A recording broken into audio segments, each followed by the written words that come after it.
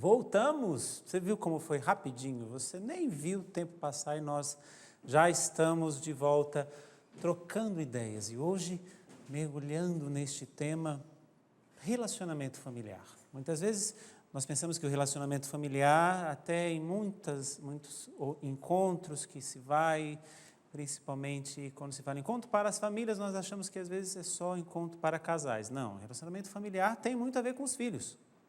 Principalmente também todo este focolar, né, como nós falávamos no primeiro bloco, da educação dos filhos, do relacionamento pais e filhos. Mas antes de continuar, eu quero convidar você. Nós estamos na Quaresma e daqui a pouquinho estamos celebrando um dos acampamentos mais belos que a Canção Nova faz, o acampamento de Semana Santa, de 23 a 27 de março.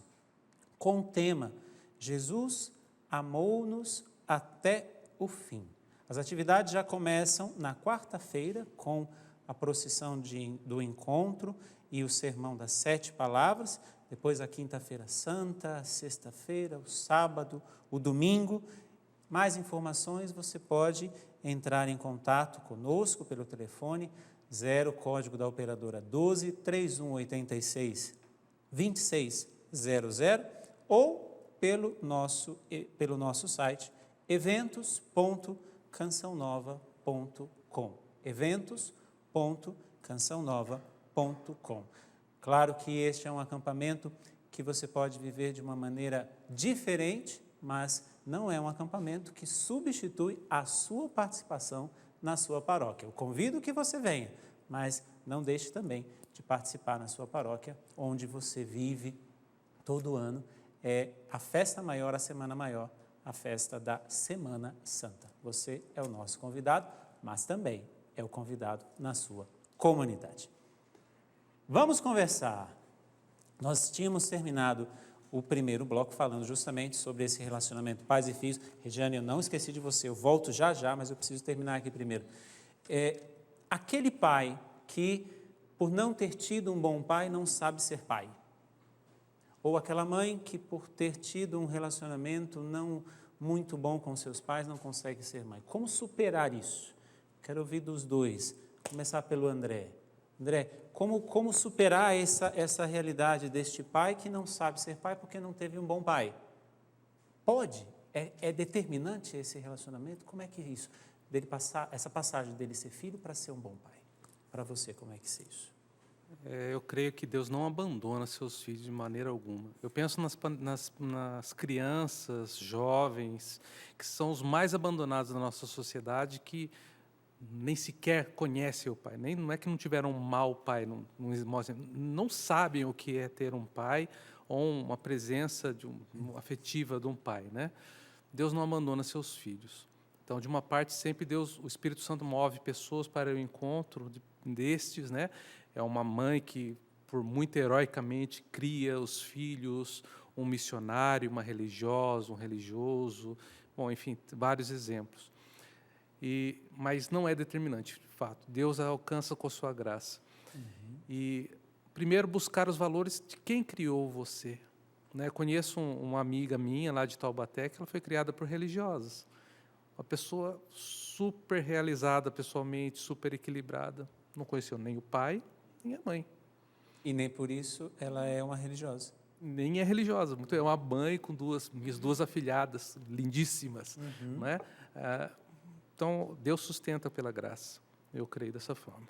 Muito bem. Elaine, a sua parte em relação a isso. Eu não vejo essa questão como algo determinante também, padre. Senão a gente poderia responder um monte de perguntas, né? Até porque tem filhos que têm família completa, né, dentro de casa, e se sentem também sós.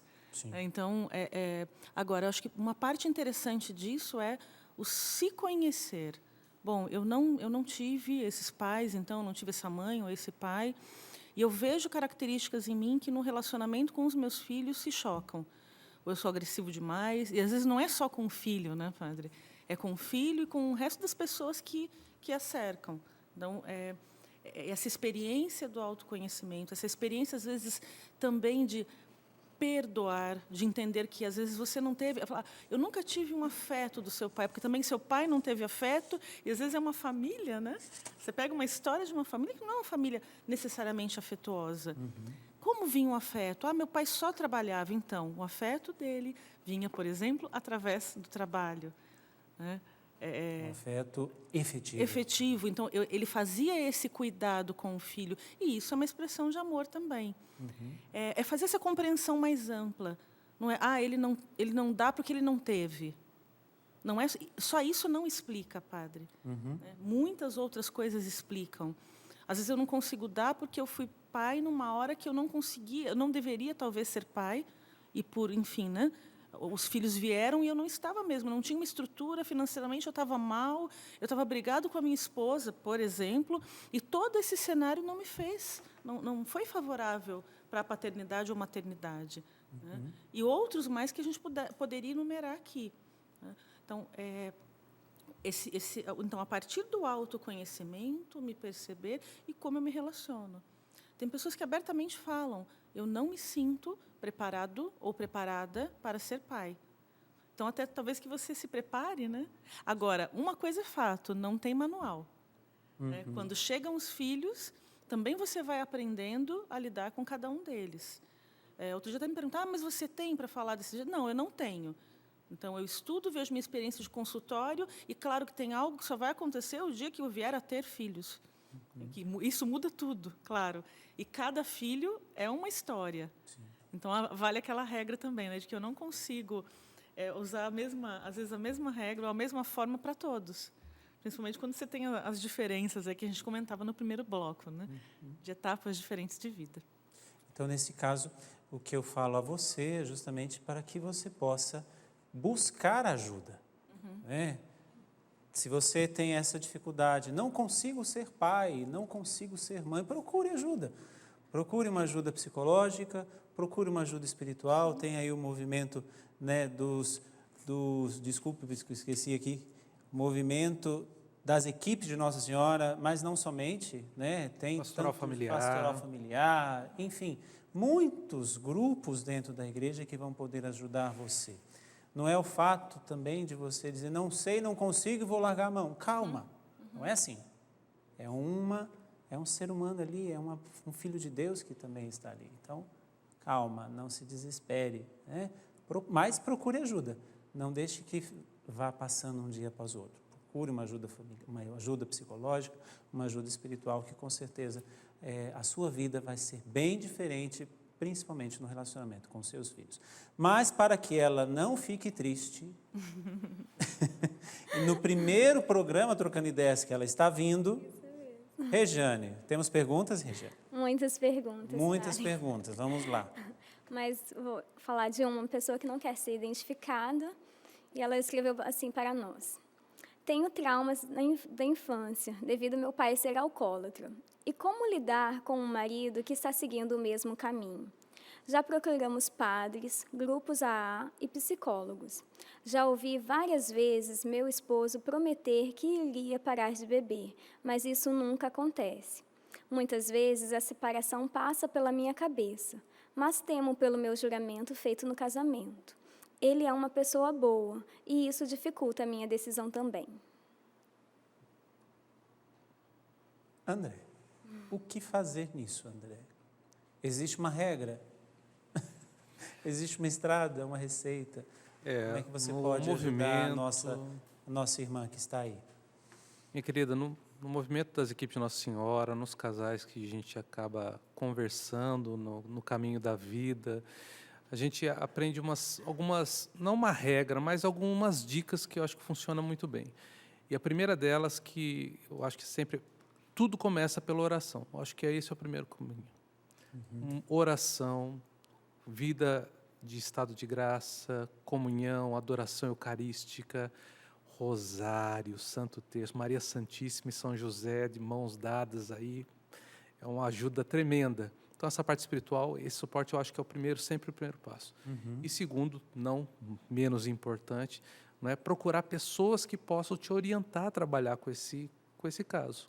Né? Talvez uma ajuda profissional, uma psicóloga ou grupos de apoio, né? E não desistir da pessoa que ama. Porque ela pode não estar expressando esse sofrimento de uma maneira externa, chorando, mas com certeza eu conheço casos de alcoólatras e a pessoa sofre por dentro. Às vezes por causa do vício, por causa de não conseguir largar, aí por estar descontando isso na família, por não ser exemplo para os filhos, aí fica uma autoculpa, é um ciclo. Se não tiver uma pessoa que o ame de verdade, como ele é e como ele está, e ali a graça do sacramento, do matrimônio, de ser a presença do Cristo para ele de verdade, para que ele possa se levantar novamente. Com certeza a graça de Deus vai ajudar. Passo de oração e ajuda de apoios ou ajuda profissional. Até porque, Elaine, ela diz que ela teve isso em casa, né? É como se ela tivesse repetindo a história. Né? E ela disse que buscou apoio no AA, né, nos grupos de apoio e em terapias. Mas tem um elemento importante aí que é a motivação daquele que é encaminhado para o AA. Eu não diria para o senhor, claro, o AA é muito efetivo, o grupo Amor Exigente também, que é aplicado às famílias, é muito efetivo, mas às vezes a pessoa, a depender do papel profissional que ela tem, ela não se vê nos grupos de AA. Eu falava isso com um jovem outro dia, ele falou assim, eu não sou aquele cara lá de 50 anos. Eu falei, mas você pode ser. Aquele cara lá de 50 anos começou com 25, achando que era super legal beber. Né? E, às vezes, a pessoa usa a bebida para aplacar uma série de angústias, ansiedades, enfim. Então, eu diria que esse passo, enquanto não bater dentro dele as perdas que ele está tendo, aquilo que ele está vivendo, né? Aquilo que ele está deixando de viver com a sua família, talvez ele não tenha esse estalar de falar, ok, eu preciso me engajar num processo terapêutico, ou num grupo de ajuda, ou tudo isso junto, porque, às vezes, a terapia também, só ela não é suficiente, porque ele vai, por exemplo, das 5 às 6 a terapia, por exemplo. Mas a grande vontade dele beber é das 8 às 10. E, geralmente, os grupos de AA acontecem. Você tem grupos à tarde, à noite, de manhã, porque eles são feitos justamente para os horários onde a pessoa tem essa queda. Talvez você precise de um elemento de apoio. Vira e mexe eu falo nisso, mas porque, às vezes, a esposa em si não está conseguindo ser o elemento de apoio.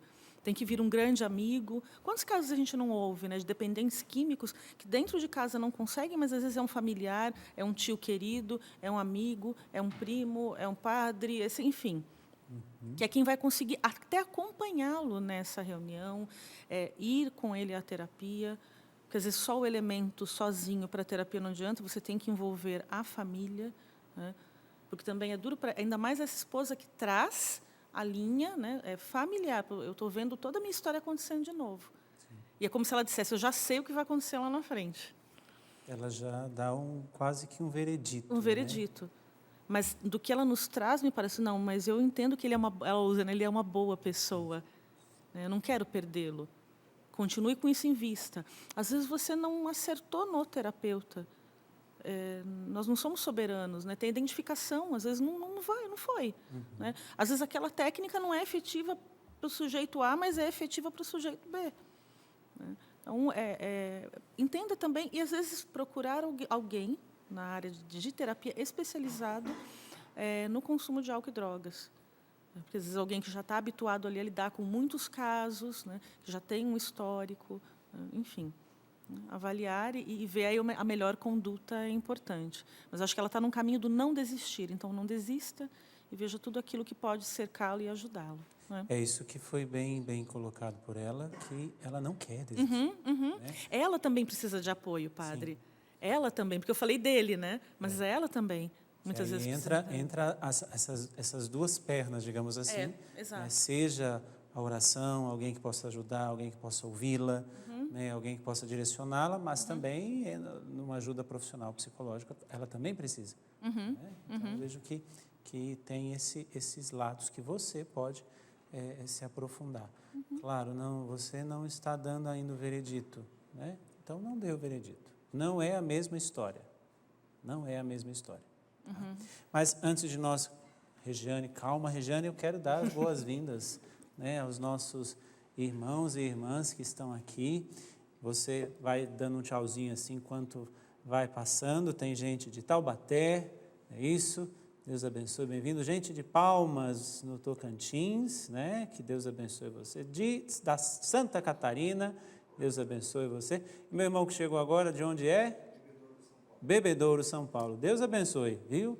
Bem-vindo. Se vocês tiverem também alguma pergunta sobre este tema que nós estamos tratando, vocês preparem a pergunta, passem para a Fernanda, que no terceiro bloco eu vou até aí fazer a pergunta para vocês. Tá bom, Fernanda? Então, vamos lá. Vamos lá. Regiane. Mais uma pergunta, também não quer ser identificada, mas ela tem uma família desestruturada, um pai alcoólico, uma mãe depreciativa e depressiva, e eu desempregada em casa. Todo dia há uma desavença. Muito difícil estar nessa situação. Apesar de estar ligada com a igreja, sinto-me cansada com tudo isso. Apesar de estar cansada, o pai é alcoólatra, a mãe depressiva, ela está desempregada. Como caminhar para isso, André? Desde o ano Chegou esse passado- caso agora para você. Muito bem, vamos lá. Desde o ano passado eu tenho trabalhado numa iniciativa de evangelização que se chama, até o meu trabalho aqui, permita só mostrar aqui rapidamente, é o CD Família. É uma iniciativa de evangelização com músicas de evangelização para a família, onde o lema que a gente carrega é: família é lugar de festa e de perdão. Se não há perdão, não há festa. E a gente acreditar que é possível resgatar as mais difíceis situações de família que possa estar vivendo. E eu digo isso para você que mandou essa pergunta, não é? E o que eu sinto hoje, a liturgia do dia é bem propícia, falando do perdão, de perdoar 70 vezes 7, não é? Fazer o exercício do perdão, da oração, mas principalmente do perdão numa realidade tão difícil, não é? De depressão, de alcoolismo. Eu já passei por depressão, 8 anos, sei o que a minha esposa sofreu, então posso falar com mais propriedade. É um exercício de perdão, de doação muito grande, não é? Então, minha irmã, essa é a direção que eu posso dar para você, um exercício de perdão, para que haja festa. E eu creia mesmo que isso pode acontecer em sua vida. Elaine, como trabalhar isso? Porque a coisa parece que vai se tornando cada vez mais pesada. Né? O pai é alcoólatra, a mãe depressiva, ela desempregada, então a coisa vai ficando ali. Não relatou se existem outras pessoas em casa, mas como tratar isso dentro de um caminho de terapia, de um caminho de acompanhamento? Ela deve buscar, não deve buscar, pode, não pode? Talvez ela, vendo a questão, talvez ela nem possa pela situação, mas existem meios gratuitos, faculdades de psicologia que oferecem apoio psicológico. Hoje existem muitas paróquias que estão disponibilizando profissionais, às vezes a custos módicos, às vezes até gratuitamente a esse suporte. Quando você vive um mundo muito conturbado, né, eu falo que você tem que dar um espaço e respirar também, né? Então, às vezes, se você só vive essa busca pelo trabalho e esse ambiente conturbado, você precisa dar uma pausa e falar: ok, eu preciso sair um pouco disso para conseguir enxergar a situação de fora. Como, Elaine? Nem que seja saindo um pouco de casa. A busca, às vezes, de um desempregado, ainda mais no tempo que nós vivemos, né, padre? Muitas vezes é mandar currículo, tentar andar, às vezes não, ficar em casa. Né? Sai um pouco. Conte também com essa coisa de outros elementos da família. Não alguém vai falar e vai te encher mais, né? Porque às vezes você está ali tão assoberbado e vem alguém que não ajuda muito. Só bota mais fogo na... Eu gosto de dizer que são os psicolegas, né? Psicólogas. Esses psicólogos, colegas só aparecem na hora errada para piorar a situação. Para piorar a situação. Fuja dos psicolegas. Então, por favor, não conte com eles. Mas, brincadeiras à parte, assim, o que é muito pesado é você estar naquele ambiente respirando aquilo o tempo todo. Sim. Com isso, eu não estou dizendo a você fuja do problema, né? Mas tente dar uma olhadinha do lado de fora. Por que está todo mundo assim? Ela fala que a mãe está depressiva, mas será que é uma depressão ou é alguma doença que está por trás e que leva, às vezes, numa determinada idade, se é uma pessoa dos seus 50, 50 e poucos anos, já entra numa fase de menopausa que traz sintomas, às vezes, depressivos. Mas nós não temos condição. Vá pelos caminhos públicos, muitas vezes, de apoio. Existem muitos núcleos sociais que, hoje em dia, preocupados com a situação, têm feito um bom trabalho. Né? Não sei a cidade que ela mora, não me atentei se ela deu o nome da cidade, mas depois, se for o caso, que ela se quiser se manifestar, né, de repente dá para localizar alguma coisa para que ela consiga esse suporte, padre. Se ela tiver, então, se ela não tiver, então, o seu acesso, dá para acessar já agora pelo @ElaineRibeiroSP. É o Isso. Twitter. Exato. @ElaineRibeiroSP e pelo Facebook Elaine.RibeiroPsicologia. Entre em contato com a Elaine, depois ela vai poder dar, inclusive, mais embasamento, endereços ou coisas. Mas, da mesma forma, também o Flávio, o André, que pode também encaminhá-la para um grupo que possa ajudá-la na cidade onde ela está e tudo. O movimento das equipes, a maioria dos casais são envolvidos com pastoral familiar. Então, estão todos os estados do Brasil, com certeza. Pode passar que a gente pode identificar alguma equipe, alguma parte do movimento que pode estar dando esse suporte para ela. Porque, às vezes, é uma situação um pouco complicada para nós aqui respondermos, porque, às vezes, nos faltam elementos, né, para poder aprofundar e dar uma resposta. É isso. Por isso que nós estamos aqui trocando ideias. Mas mesmo terapeuticamente, né, padre? Alguém que diz para você o caminho é esse, vá, de uma maneira tão assim, né, quadradinha, num pacote fechadinho, isso não existe, padre. Tem uma linha de trabalho que é cognitiva, trabalha muito com técnicas e tal. A mesma técnica que serve para um ansioso não serve para o outro. Sim. E aí você fala, mas a técnica, ok, são pessoas diferentes. Né? Então, cabe sim esse olhar mais de atenção, né? E de uma compreensão maior do que está acontecendo na dinâmica dessa família. Muito bem. Eu quero falar aqui do CD do André, que eu mostrei, mas não teve um contato. Qual o contato que a pessoa pode adquirir esse CD, André? Muito bem, pode me entrar em contato pelo Facebook, você falou MPF André Flávio, ou pelo Twitter, @AndréFlávios, meu site andreflavio.com.br, qualquer um dos três. E aqui são composições suas? Minhas, de amigos, 14 canções dentro do tema família. Olha aí, para você rezar com a família, ouvindo o André Flávio. É isso? Muito bem, muito obrigado, André. Regiane. Sim, temos mais uma pergunta. Uma pergunta. Gilmara perguntou: o que fazer para uma mãe e uma filha se darem bem? São duas pessoas que vivem se magoando, principalmente a mãe, que culpa a filha por sua separação e diz para ela que não gosta dela, somente do outro filho. Começo com a Elaine. Então tá. Depois vou para o André. Relacionamento mãe e filha. Sim, e um elemento importante, culpa. Aquela que a gente tem sempre mania de procurar e dar para alguém. Né? E, nesse caso, de maneira muito pesada, responsabilizar um filho pela culpa do que não deu certo no seu casamento. Quando a gente vai vendo história de vida, né, a gente até pergunta, como que foi esse momento do nascimento? O que acontecia naquela época? Porque, muitas vezes, esse filho veio no meio de um problema gigante do casamento. Passa pelo entendimento dessa mãe, do que ela está fazendo com este filho. Porque certamente essa filha reage, peraí, eu sou culpada? E aí começa o angu todo, né, padre? Seria interessante que ela percebesse o quanto ela magoa, fere, destrói os sentimentos da filha. Tudo bem, talvez ela tenha vindo naquele momento e tudo tenha acontecido, mas será que foi a filha mesmo? Ou era algo que já vinha acontecendo e o filho só foi o elemento final, né? A cerejinha do bolo. Né? Então, ele veio ali como, finalizou com o filho, e você é a culpada.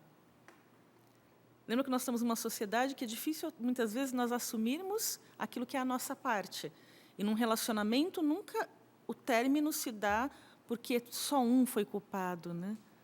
Claro, existe às vezes traição, mas aí tem N coisas que a gente pode pensar. Né? E ela, às vezes, não é justificar a traição ou justificar o término, mas um relacionamento tem dois, e dois que precisam se entender, e muitas vezes tem coisas muito divergentes. né? E por isso o conhecimento é tão importante.